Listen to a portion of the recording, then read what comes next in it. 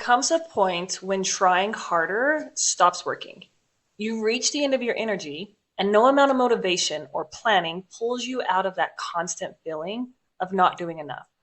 If you have ever looked around and thought, I'm giving everything I have and it still doesn't feel like enough, I want you to stay with me for this one. Hey, beautiful friend. Welcome to Fearless and Worthy Woman Walking Boldly in Your Calling. I'm your host, Alexandria Daugherty, and this is where faith meets real life. Around here, we believe in who God says we are, obey His calling, lead with confidence, and do the work faithfully, because you were never meant to play small with the gifts He's given you. Before we dive in, make sure you grab your free permission to pause lock screens in the description. We are in our Believe series this week, which is the first pillar of my 4 for bold, and today we're talking about what it looks like to make peace with good enough. If you've been carrying the weight of perfection or feeling guilty every time you slow down, I think this conversation will help you breathe again. So grab your coffee, open your heart, and let's dive in. Motherhood is where this shows up the most for me. I have spent so many days watching other moms and thinking they are doing it better than me. I'll see the creative projects or the themed snacks, the field trips, the perfect photos, the perfect games or activities, the Facebook pictures, and suddenly what I'm doing starts to feel so small. And without even realizing it, I then slip into overdrive. I start filling my calendar or over planning, overthinking, overdoing. I tell myself I'm creating memories for my kids, but deep down, what I'm really doing is trying to prove to myself that I'm doing a good job. A few months ago, and I still remember, I was sitting at my desk trying to be busy. I felt God pressing something onto my heart. He said, you are not missing the moments because you don't care. You are missing them because you are trying too hard to make them perfect.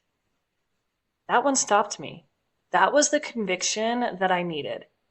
One of those big oof moments, like you ran into a big flashing neon sign. I started noticing how often I would distract myself with busy things, whether it be cleaning or scrolling, planning the next activity, working on my business, while the real connection moments were right there. My boys didn't need the picture perfect memory. They needed me. Tired, messy, imperfect me. So I started practicing being in the room without trying to manage it. That might have looked as simple as sitting with them, laughing, listening, even watching or talking. Not performing, not producing, just being present. And I'll be the first to admit it still does not come naturally every day. Sometimes I still have to catch myself in the middle of the rush and remind my brain that quiet is safe and it's okay. But even that awareness, that little moment of grace, has started to change everything for me. I used to think that this struggle was just a lack of discipline. But come to find out, it's actually biology. Your brain rewards movement. Every time you check something off your list, it gives you a hit of dopamine, that good job signal. So when you stop, when you rest, your brain doesn't get that signal anymore. So it gets confused. It tells you that something's wrong. That's why slowing down feels uncomfortable.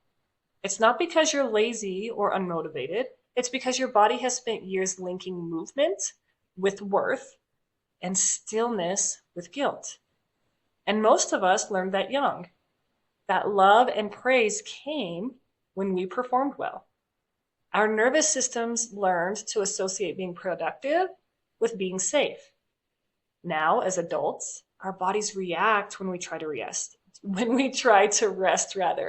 brace for rejection or criticism, and it's usually not even rejection or criticism that's actually coming our way. But ladies, here's the beautiful part. The same brain that learned that pattern can also unlearn it. Every time you choose to pause, even for just a few minutes, you're sending a new signal that calm is safe. that peace is not danger, that you do not have to earn your place. And when you do that consistently, something begins to shift. You start noticing little moments that used to blur together. You start feeling peace in places that maybe you used to just rush through. You stop viewing rest as wasted time and start seeing it instead as this beautiful and this sacred space. That right there, that's how that renewal happens. Not in these big, bold leaps, but in small pauses that tell your heart you're safe to slow down. Matthew 11:28 says, "Come to me, all you who are weary and burdened, and I will give you rest." I really love this verse. And when I look at it now, it seems like such a lifeline. Because he doesn't ask us for the finished version of you. He asks for the tired, overwhelmed, half-present version. The one that's still trying to hold it all together.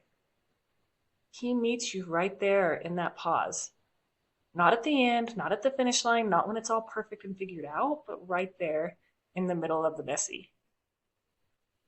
This brings us to our faith step of the day. Today, I encourage you to pause somewhere ordinary. Maybe it's the car line, the laundry room, the shower, anywhere. I encourage you to take one deep breath and look around. Name one thing in that moment that you are so grateful for. And if that little voice of guilt tries to rush you forward, just say quietly, "God, remind me that this moment counts too." That's it. Just that. Because peace starts in those small places where we actually stop and take a moment to notice. I hope today's episode helped you see that peace is not hiding somewhere down the road. It's right here. It's waiting for you to slow down just long enough to feel it. Keep practicing presence, keep choosing grace, and keep letting God meet you in the middle of your real life. If this spoke to your heart, share it with a friend who needs it, and make sure to hit subscribe so you never miss your faith step of the day. And before you go, grab your free Truth Exchange worksheet. You will find the link in the description. Until next time, remember, you are worthy, you are loved, and you are called, empowering you always.